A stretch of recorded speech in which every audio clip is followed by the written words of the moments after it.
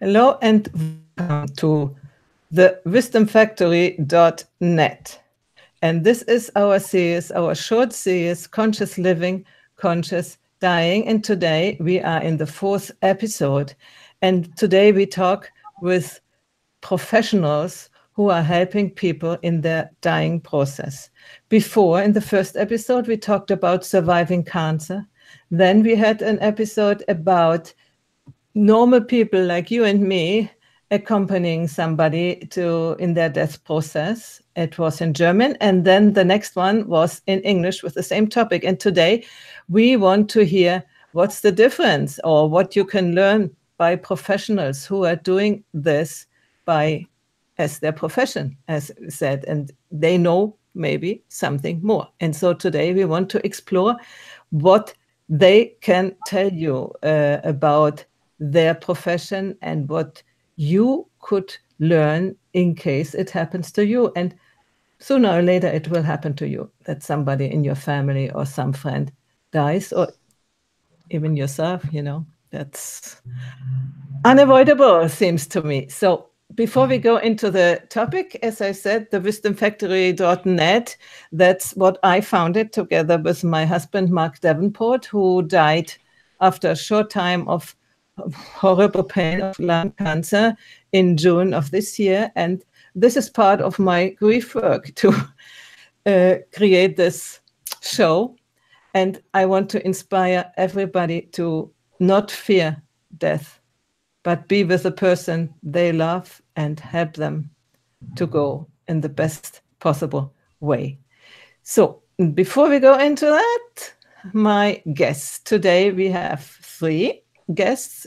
The Felicity, I don't know where she is, but you find her information on the website, thewisdomfactory.net/professional-life-care. And there you find all the information of our guests. And I would like to begin with Martina Vollbrecht from Germany.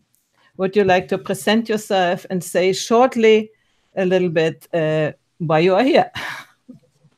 Now you Yes, are. okay. Yeah, okay. Thank you, Heidi. Yes, my name you already heard. I'm living now in near in a town called Bonn. It's in the middle of Germany, and I changed here from Berlin, where I worked for the last 10 years in an hospice and in an anthroposophic hospice. And this was the best time of my life, working in this kind of hospice. I came to hospice work in the 90s, where I founded an hospice initiative in Kiel in the northern part of Germany. And there I learned at first all the things people who are not in caring, who are not medicine people, what they have to know about dying, about helping people who are dying and helping their families and giving their heart to them. And this is the most important, that if you want to work with dying people, that's what I learned in all these years, is just to stand there with an open heart, with nothing written in the book of yourself, just there to be a counterpart of the people who need you, and just to feel what is needed, and just to stand there and give what is needed then. Okay, thank you. We will go into that later, I'm sure. And then there is Patty Burgess-Brecht, who I know for 4 or 5 years, and she did once a show which was called the Death Chicks. And it was a wonderful show where they interviewed a lot of people having to do with death, and I found it very inspirational. But now you present yourself. Thank you, Heidi. Ash, it's a pleasure to be here with you again.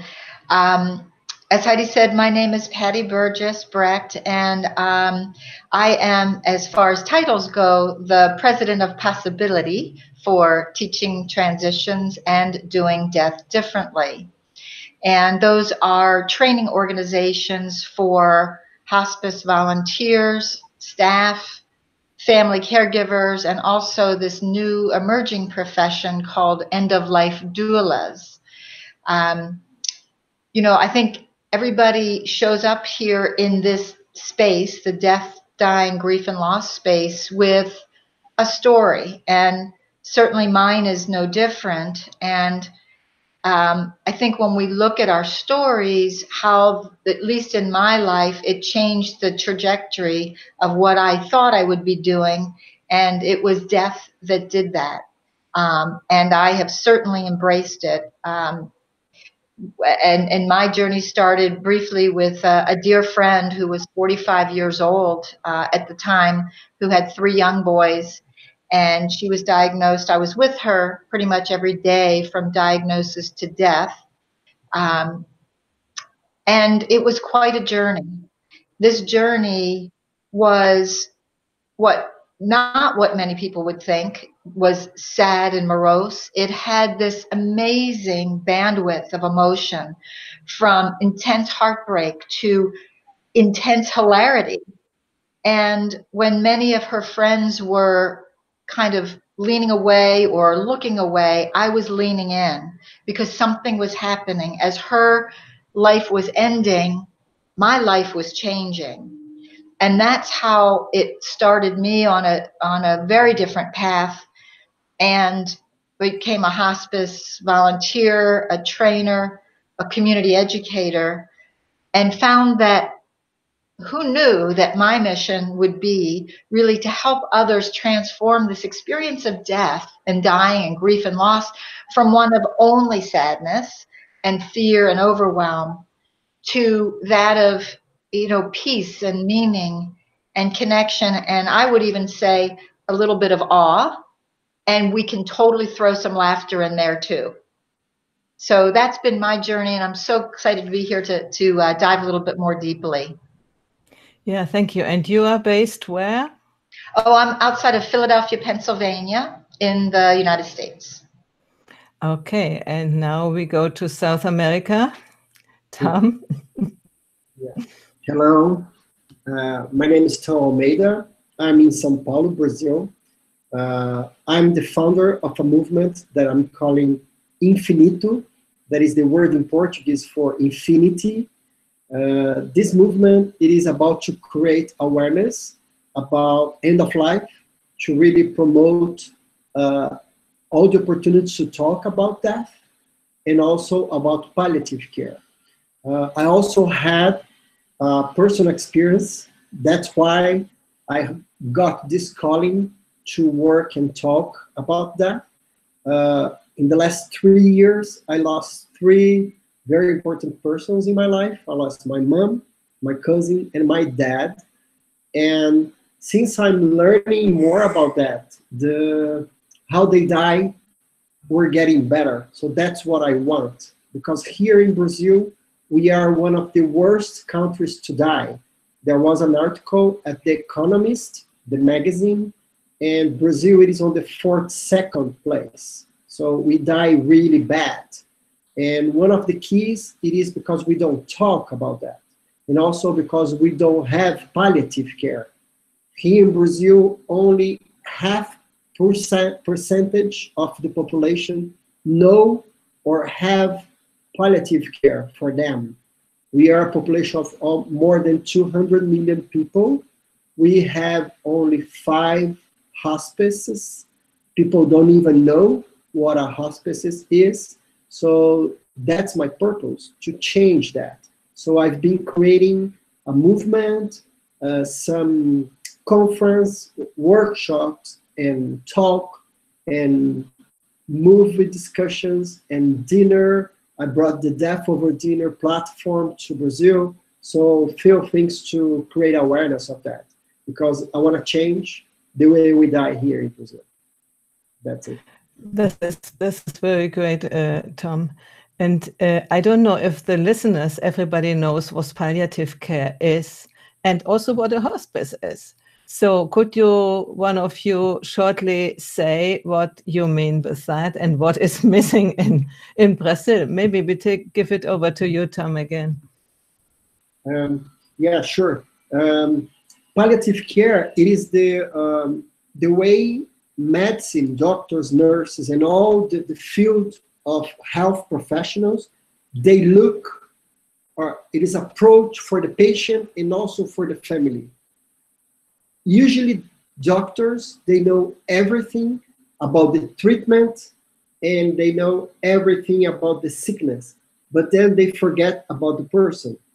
And the palliative care, the main goal it is to go for the suffering. How can they help people in their suffering?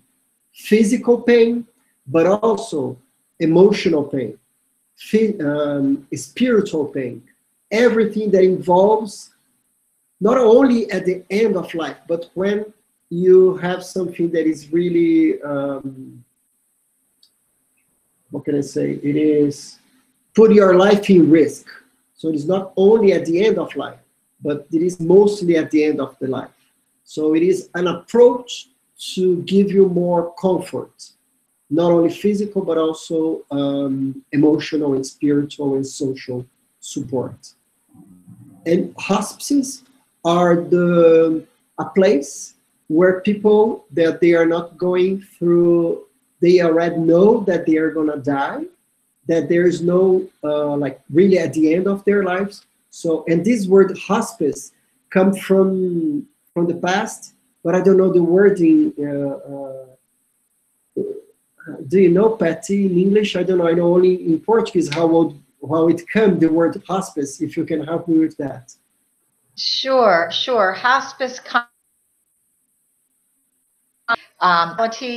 or host, and it's really kind of an ancient practice where travelers were hosted, and it evolved into places, and now even a philosophy of care where you are hosted and hosted holistically. And as you said, Tom, it's not just caring for the physical side, it's a holistic physical, emotional, spiritual, social support, so that a person and their family, it's very patient-centered, but family-focused as well, so that it looks at this family and the patient as a unit and as a passage that can be much more comfortable than it would be if pain medications, if spiritual support or social support were not given. So it does come from like a very ancient practice. We used to take care of our dead and dying that way,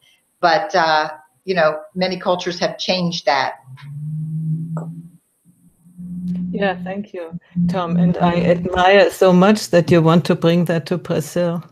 And I hope a little bit what we are doing will have a similar effect, that people can see that to see in the eye of death is not necessarily a horrible thing, but it can be a spiritual experience. I mean, when I accompanied Mark in his dying process, he always said this is an adventure. And he saw it as an adventure to learn a lot about. And he always said, I want to be present when I die. He said it much before, and he was present. And I think he was grateful for that. He was not grateful for the pain he had, And so palliative care, I understood only pain medication here. And he really sort of, it was not super good, I would say. So a little bit like that. But let's work together to bring it out into the world, the importance of being with the dying, because one day we die too. And I don't want to be somewhere alone, like an animal in the bush and nobody around me. So the best thing, I think, is to do now, when we can, some service to somebody else. And we will have enough opportunity to do that in the personal life, and you as professionals anyway. Mm-hmm. So Martina, would you like to say something still about... She is now in a hospital, not in a hospice, but hospice, the root is the same. Yeah. Mm-hmm. Okay. So Heidi, could you ask the question again? Because we were talking about the significance of hospice and and palliative care. And I would like to know how it is in Germany, because here it's I'm in Italy, so Okay. not probably like Brazil, but not really super good. So how is it in Germany? Okay. We have a widely spread net of palliative care. We have networks of doctors who are placed in the towns. The country is not so good, but in the towns we have very many networks of palliative care doctors, palliative medicine doctors, and we have, I think, I don't know the number, but we have many hospices. In Berlin, I can tell you, Berlin is one of the biggest towns in Germany. We have 15 hospices. It's not enough, I must admit, but at least it's a lot. But it's still not enough. And also, we have in the country also people who drive around. But what you said, I think, Tom, you said that many people don't know about it. It's also when I'm going to the homes where I give my seminars about these themes, that there are very many people, nurses, who don't know what is palliative care. And this is what I'm very amazed about, because it's so, yeah, I don't know why this is, because it's taught in the schools for nurses. So we have very many things going on, but still not enough. And in USA, Patty, you said something before. Yeah, you know, I find it fascinating being on the panel with you all. It's almost a counterintuitive thing. Here in the US, we have so much available. As I mentioned, we've got about 4,500 hospice sites, meaning hospice, let's say offices, but then here in the US, it's really considered more of a philosophy of care, where that care is delivered wherever the person calls home. So that might be in an actual home, it might be in a nursing home, like a skilled nursing facility, or it could be in an assisted living facility. All of that is available, yet we still have all this trouble talking about it. Palliative care, I would say, in the last 10 years has really risen, that it's becoming a lot more mainstream. So when, as Tom said, when there's a life-limiting illness, I think there are more people that are looking towards palliative care than there were years ago, partly because even with, let's say, a cancer diagnosis and cancer treatment, as an example, there's pain, there's all sorts of emotional, social issues, psychological issues happening. And it's only really been in the last 10 years that this sort of care, which is upstream from death, I guess you could say, has been available.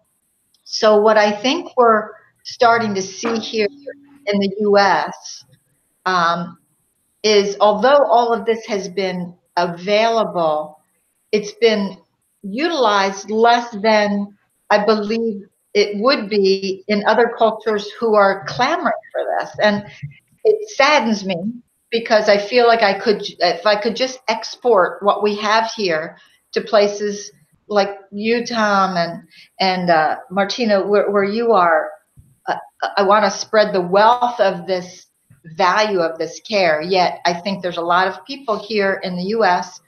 who are still very afraid to talk about death. So when you're afraid, you don't speak out. What's interesting is on hospice care, you'll find that the average length of stay is generally around 7 days. And what they say is that that's not enough time a lot of times to get the family oriented to what's happening, to get medications managed. So there's so much treatment also in our country that I think there's this sense that no matter what it is, we can either replace an organ or beat whatever disease there are. And that keeps us further away from this conversation and this connection to a very rich passage in all of our lives. And so I'd say we've got it's the best of times and the worst of times here in the U.S. Yeah, here is Lori B, and she seems to know you. She is in the audience, and she wrote before, doctors and nurses are sworn to save lives no matter what, and they don't know the difference between grief and mental illness. So what we said a little bit, that this is a failure, professional failure, you know. Yes. And you can see that with some of the posts or the blogs that I follow, that saving a life at all costs. And I'm not saying this is all doctors. I think it's happening more and more with conversations like this. But you do see where people do feel it's a failure, or families are not ready. I've seen it so much in my work where a family, if you're going to visit them, you do see good things happening. Tom, you wanted to say something? It seemed to me. Yeah, it is just about that, because, and I faced that with my cousin, that he died almost 2 years ago, and he was 41 years old, and he died from cancer, but nobody would be able to talk with him about what was going on. And that caused too much, it was much worse not being able to talk. So since I was, and for me also was not easy to start talking, but I knew that it was really necessary. So then when you really decide to go and face the pain and really talk, there is a relief. And then you create connection, you create intimacy, and then bring values to the whole process. So it is a process. So you need to be really, really courageous to really like start and ask the question. And for me was like, are you afraid to die? That's the question that started the whole conversation.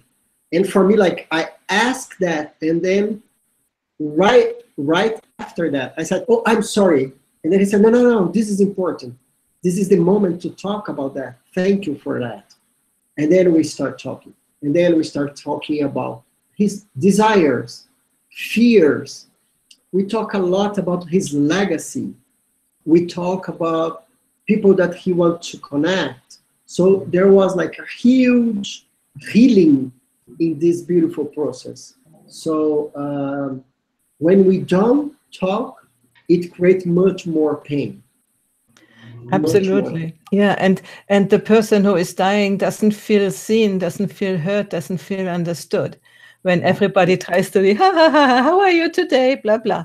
That's not respecting the situation. And I think it can be that a dying person doesn't want to. I think we know that a little bit in certain phases they fight and so, but you can find that out, no? You can ask or introduce, that's a good thing, how you say, and then you see how they react. And I have heard, I don't have this experience, but I have heard that very often people are happy that they finally have somebody they can talk to and somebody who listens. And that brings me to Martina. She said, be there for them, no? Listen. That's the main thing you can do. Do you want to add something, Martina? Yes, it's totally right. Listen as much as you can do, and listen as somebody who is not really the professional, who is, you just have to be as normal as possible. And I say to these students, don't put all your wisdom, all your knowledge about all these things above the patient, above the person who is dying. Just stand there as somebody who is just hearing what the need is, and then you can react, and then you can also take your wisdom and your knowledge about everything, and then you can do something. But first is just to feel and hear what they want to give, what they want to have from you, what they want. You can also feel if they want to make contact to their families, if they need contact to a faraway brother, sister, cousin, or something. If there is something that is to be done before the quitting is possible. It's a very personal thing, and it also can happen between this people who are working in an hospice or in a palliative care station and the patients. It can be very, very personal. So that you have to go into the situation with all you have, with all your personality, with all your love and your heart. Thank you. That brings me to another question I have. Is there a difference that when my husband or my daughter or my mother or my father, my friend dies, and I'm not a hospice professional? Is there a difference? And what is the difference? I mean, you say now a hospice professional is not just somebody like a doctor who goes around and orders the things, but he is presenting, he or she, themselves with the whole heart. So I wonder about that. How can you manage that? You know, that's not easy. You say 300 people you have accompanied, and when you create a relationship with everyone, for me, dying a husband is already heavy enough. If there are 300 where I go into the story and feel with them, how do you do that? If you want to reply first, Martina. Yes. I must admit I cannot really explain it. It's just that I'm torn to this theme since I was very, very young. And for me, it's not. It was the same with my father and my mother and my very good friend. I told you she died with 54, 9 years ago now. I just get the feeling I can let them go. I can give them everything I can, also the hospice patients, and I'm not cling to them. They don't cling to me. I'm not cling to them because I know they just go. It's just the body that goes, and anything else will find its way to somewhere. It's not, and we have to let the body go. And it's I think I'm very working a long time now in these anthroposophic areas. And Rudolf Steiner said we just have to get close to the idea from the middle of our lives on that there is separating the mind, the what is it in English? The mind. Yes, somehow I say the soul and the body, and you must feel that this body is slowly, slowly, slowly falling apart, and that everything you have in the body and that is going away can create much more in the mind and in the soul. So we are growing when we let slowly, slowly the connections to the body go, and just create something wonderful with our minds, like you all are doing. So, especially for women who have the experience to get children, they are creating lives, and when the time is coming, they are not able anymore to create this kind of life. So they have to create something else, and this is a wonderful way to do work that enables people just to let go this body that is not fit anymore someday, and to let everything go up into, I just say the heavens. You might say your own words for it. This is why I'm not really suffering when people go. And I've had very many people, especially in the hospice, when I have been with them at the moment of death, I could say, nothing changed. Before they closed their eyes, and they don't really close their eyes, but before life was gone, it was the same feeling, the same situation, the same everything. Then shortly after it, nothing happens at all. And this is why I can also,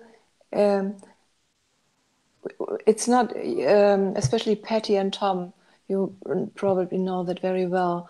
It's not that we tell people that it's not so bad and life goes forth and don't mind so much. It's not that. The suffering about the loss of a family member or a friend is very, very deep.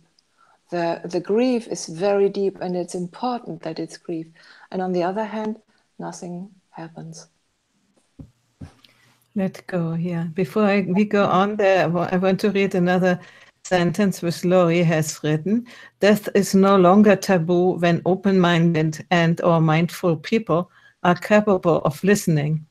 Thus, pro bono incoming call for suicide prevention and an advocate of dying with dignity, it says. Thank you for being here and following the whole series so faithfully, Laurie. Lovely. Yeah, and that's wonderful.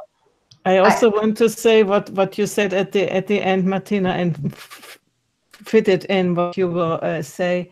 Also, the work with the relatives, when the relatives, the near people, don't let the person go, it's really difficult for the person who is dying themselves to go, because they still feel, I saw it several times, they feel that they still have to be nice and fulfill the expectations of the family. So I think it's very important when you see that it's about the time to allow them to go, instead of thinking only of you and your grief. I mean, that will be anyway. So allow them to go with dignity and without trying to please you, you know. One of the things, Martina, that you said struck me earlier was you talked about people not knowing what to say.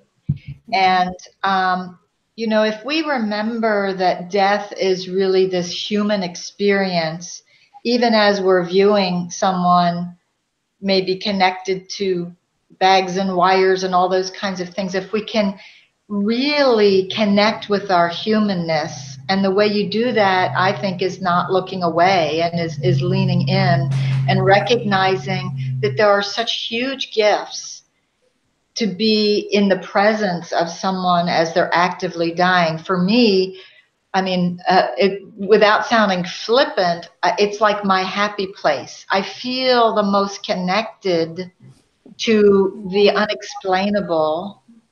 I feel just a palpable connection to, call it God, the universe, the person.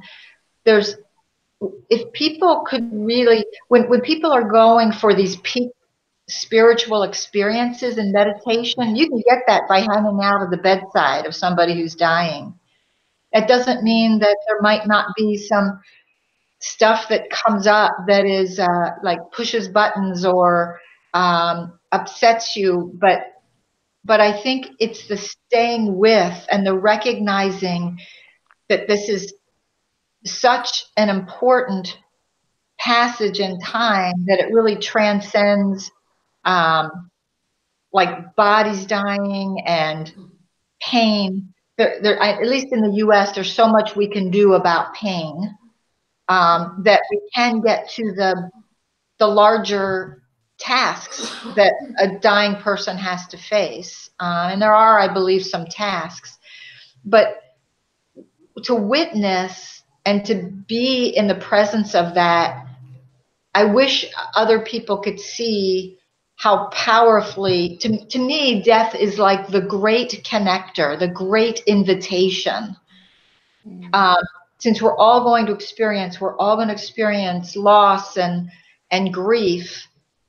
All the places where we think we're disconnected from each other, we're really not, because we've all got that in common. So, I mean, there's we could take each of these in layers, but I believe this ability to just be present, whether it's to our own lives or to another, and for anyone who's watching that says, well, I don't know really what to say, that's the beautiful entree.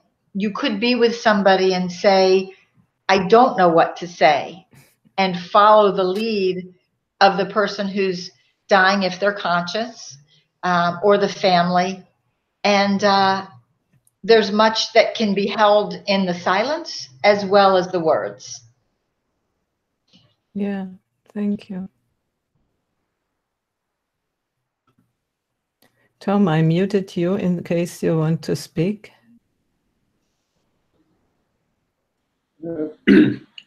I just want to bring something also to this conversation, because we are talking really at the end of life, like people like really at the end, like let's the few hours, the few days, but also what I believe, and that's also my work, it is for us to really start talking about our desires and fears whenever we can. We need to start those conversations to make easier at the end of life. Because since we start talking with our dears, with our family, with our friends, we already have the conversation, it's going to be much easier at the end.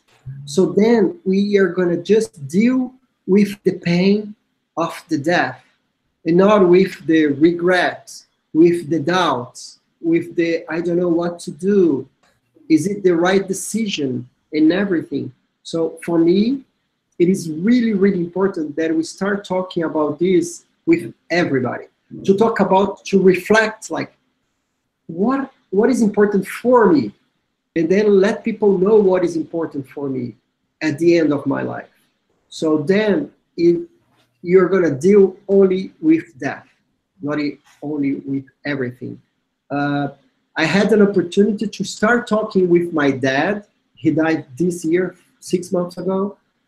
We started the conversation like almost a year before he died. I started asking him if he has, are you afraid to die? What is your, when is enough for you? What is your desire? And then with that conversation, that brought a lot of light for us at the end of his life. So we didn't have to ask or to talk about that again. So then we were just dealing with that. And then at like the last conversation that I had with him, I told what was going on. Like, this is what is happening. And this is what you told me that you don't want. So you are allowed to go. I'm giving you permission to leave, because we are going to be okay. So also to give permission for the person to leave. But we had this conversation before. So how can we start and talk and think about our desire? So I think this is really, really important. Because, and also at the hospital, he died at the hospital, not at the hospice, because there was no hospice there. There was no palliative care, doctors and nurses. But I was the palliative care team at the hospital, talking with people, talking with the doctors, asking nurses, and say like, that's how we are gonna do. That's how, so I was at the same level as they were, like really asking questions, being able to say, no, we don't want that. So I had the information, and information is powerful. So I had the information, so I was able, even though they didn't have palliative care there, I was able to give him, to promote to him a better end of life. So my work here is also not only with the health professional, but for like everybody. So even though I'm in a place that I don't have hospice or palliative care, if I have the information, I can do something. I can create some better experience. So, exactly, that's wonderful, and it's part of my desire doing these shows, so that people know you can do something, even if it's not perfect. But it's always better than not doing anything. So you can talk with the doctors, you can talk with the nurses, you can, when you see that the person is in pain, you can ask for pain medication. To me, it happened that an ex-partner of mine who was about to die after a stroke, and I said, don't you see that he is in pain? Ah, yeah, we cannot do because he gets dependent. I said, dependent of what? Are you crazy? You know, and I went out of the room, because that's here too in the hospital, that people talk in front of the people patient. which are patient, yeah, and only because they cannot speak anymore and move in a strange way, they think they are gone, but they hear everything, you know. So you can do something for whoever. It must not be for a dying person, maybe for a person in the hospital who is treated in a way which you clearly see it's not good. So yeah, thank you very much. I have a curiosity. It seems that time ago, death was inside society. People died in their families, the children were around, and it was a normal thing. And it was almost like celebration when finally the step was done and the person went. What do you think is so strange today that it has changed? What is the reason? What is the reason for this strange relationship which we have with death today? Do you have an idea? I think, well, at least in the US, it got very medicalized and very institutionalized. Death did.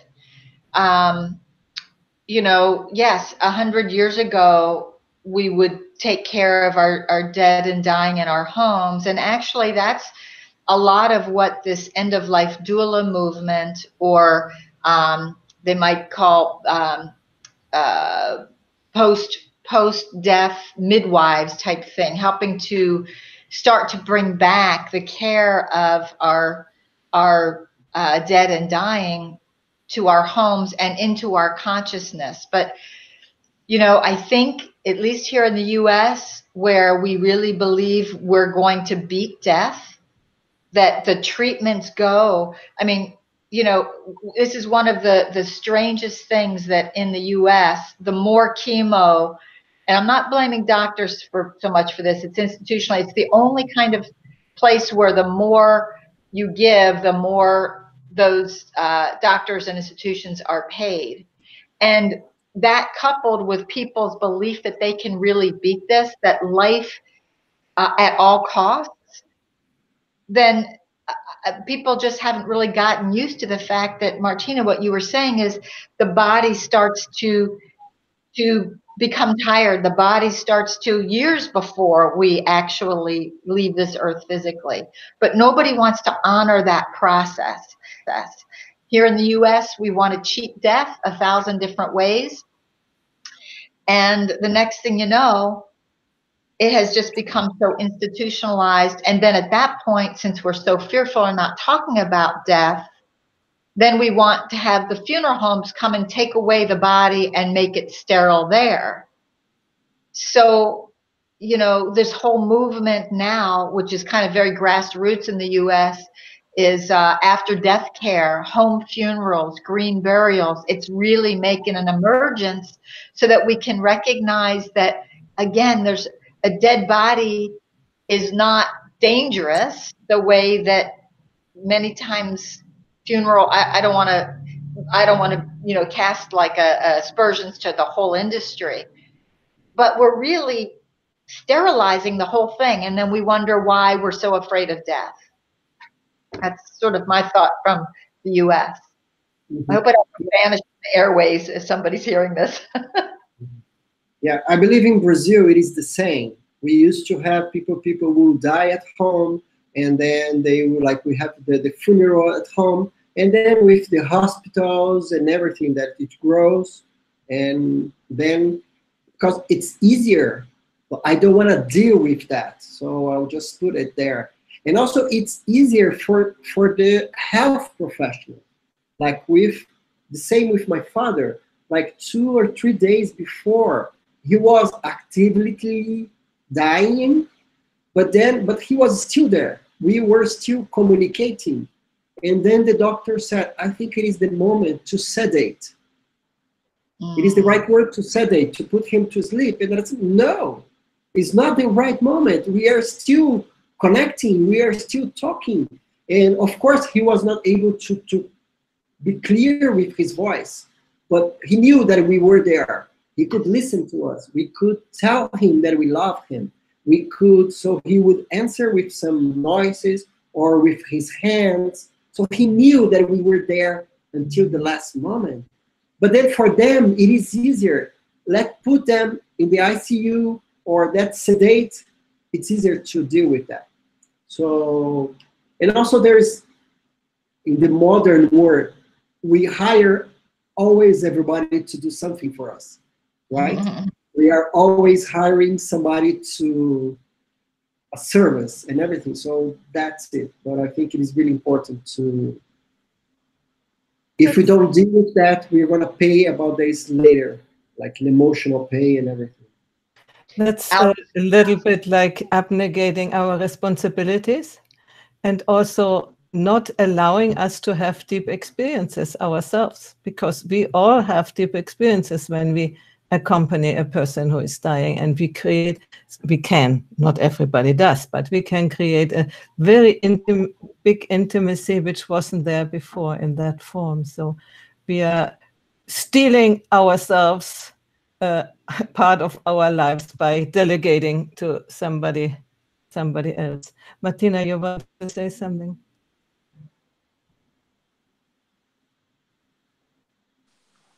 Yeah, I think so. I think so. We are really stealing us something very, very worthful. And I just wanted to tell you that in Germany, it's the same. And I think sometimes it has also to do with belief, with trust in God, in something bigger than we are. Than in 100 or 200 or 300 years ago, much more people were connected to some sort of belief. And it has been getting less and less in the last 100 years. And what is in the moment very important for the for everybody is the youth. The youth is looking good. The youth can do a lot, and the people in their 20s, 30s, and maybe also 30s, they have they create what is important for the society. So, and also in these postmodern times, the old people have lost their wisdom, because nobody is asking them anymore. And because also many of them, not everybody, but very many of them, developed in a way that is not really development. They just worked until the end of work, and then they get into I don't know the English word for it. In German, it's Rente. And then they sit in front of their TVs and not doing something really worthful. And so it's just a cycle. It's like a Teufelskreis, devil cycle. That people are put somewhere where they are not worthy anymore, and they don't work themselves out of it. And so young people are losing more and more their trust, the belief, and we just in this way we connect ourselves with death and dying, and we start teaching, as you do, very wonderful. I will really connect your websites when we are out of this talk. This is the only way to give it back, to try to give it back, the importance of this time to everybody. Thank you. So you are naming the spiritual basis which we have lost somehow. And so death seems to be the annihilation. If you don't have any concept of what comes after the death, you think you are just gone, and you don't want that logically. And when you see somebody who is dying, you think, well, now you are contaminated with that, and better not. No, it could be. It could really be, because as soon as you have an idea what comes, what death is, and what might be afterwards, you don't know for sure, but there are some experiences around of near-death experience, and the wisdom books who tell you about what there is more than only the physical material body. Then you might go towards death in a different way. And I must say, Mark, he totally accepted his path. He knew it, and we had talked a lot because his daughter died 5 years before on cancer, and we talked a lot about death. And he created Mastermind in Integral Aging. That's a Facebook group, and we also spoke on the Integral Conference in Hungary. He was so much interested in how doing aging differently, in case we have many more years, which probably he hoped he would have, but he wouldn't like to have done that, what you described, Martina, that you have no sense in life, but go on in life and be in some way useful. So find a meaning in life, and also then find a meaning in death. And I do think that might be the missing link why people are so fearful of it. Right. I think if they saw death, again, I had no idea until it'll be 20 years next year that my friend died, that this would be a spiritual path. And that's not an easy sell. Hey, come on over here and learn about death and you can get all spiritual. No, nobody is buying that yet. And I haven't figured out how to sell it, other than the fact that, it's modeling one death at a time. And not every death is beautiful. Some are tough, but there are these, like a friend of mine says in her work, there's these pinpricks of light in everything. And there is this beauty that if you go to look for it is there. And those of us that get this are like in this death club. There's no dues, there's no meetups. But we know when we meet another person in this space that we're talking to a kindred spirit, and that, I just hope we can attract more people, because more people talking means, like you were saying, Tom, we'll start a lot earlier than imminent death or than active dying to start to understand people in a way that we don't get to do in life because we're rushing around. So death has some really beautiful draws to it. I hope people find that for themselves sometimes. Yeah, thank you. And there is another nice comment. She has written a lot, but I want to read you this one from Lori. She says, each of you, please give yourself a pat on the back. And when you look in the mirror at your own reflection, bring on a huge smile. That's lovely, Lori. Oh, that's wonderful. Thank you. Thank you, too. We have about 6 minutes, and I would like to invite you to do some closing words, something which you really don't want to leave without having said it. So who wants to start with that? I'll go. Okay. I think I might have mentioned it before. To me, death is one of the greatest invitations, and I never knew I would respond to this invitation the way I did. And what it makes me recognize is, in those human moments, let's say you walk into a room and you think someone won't understand you, or they're different, or they look different, or they're from a different culture, country, color.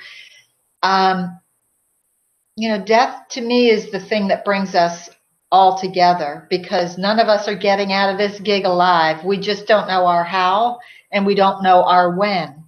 Actually, maybe some of us know our how if they've got a diagnosis, but there's still this incredible, delicious mystery that draws me every day to this work. And that's how death can connect us, what's coming after, kind of getting closer to the unknowable. And death to me is that great giver of life in that respect. And I wish this for the masses.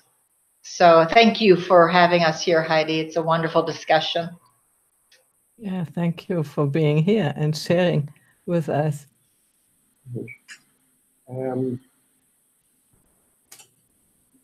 Martina, do you want to go? I saw that you were trying. Okay, so I'll go. Okay, Tom, go ahead. Okay.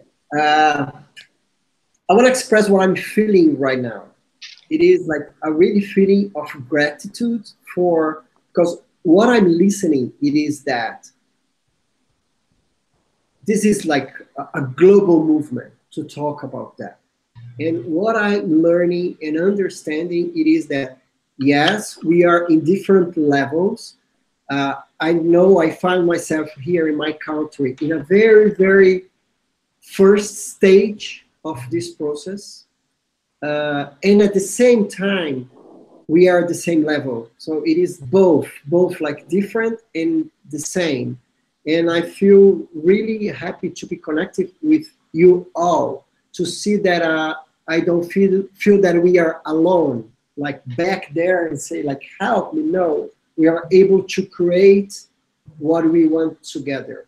Like, so I really feel that this is a global movement, and I'm really glad to be part of that. So we have a lot to learn, but also we have a lot to share. So, and then makes easier if we work together and share our learning. And it is the same because we are talking about human connection. So it's not about the culture, it is about the human connection that we are creating and we want to create. So thank you for creating that, Heidi. It is really important, and let's keep doing. Okay, so yes, thank you for your wonderful words, Patty and Tom. And thank you for the invitation, Heidi. I'm very glad that I could have taken part in this talk. And I just want to tell you some words. One of my patients, whom I'm accompanied to her death, and she was a relatively young actress, 43 years old, and her bed was standing in front of the window, and I had her the whole morning and came often into her room, and she was sleeping with her face to the wood what was outside of the window. And around lunchtime I came back, and there she was lying and making things like this. And this is, you know what that means. And then I went to her and put one of my hands into one of her hands, and she grabbed my hand and pressed it and took her eyes view back from the wood into my eyes, and was very clear eyes again, and saying to me, "You don't know, Martina, how wonderful it is. It is so beautiful. Oh, if I could have known that. It is so wonderful." And this was some hours before she died then. And that was so deep. I'm still having it in my heart. Thank you for sharing that. And I thank you all to have been here. And what I get out of this conversation, that yes, you know it, the profession, and you have worked with many people, but at the end, there is no difference. It's about being with the person who needs you with your whole heart and creating the connection. And that you don't need necessarily to be a professional to be able to do that. You know, a professional can maybe recognize better what is going on. That's yes. But Be open to the experience. Be open to your own possibility of death, because otherwise you have to cling. And it is also a journey for yourself if you are being with death dying people.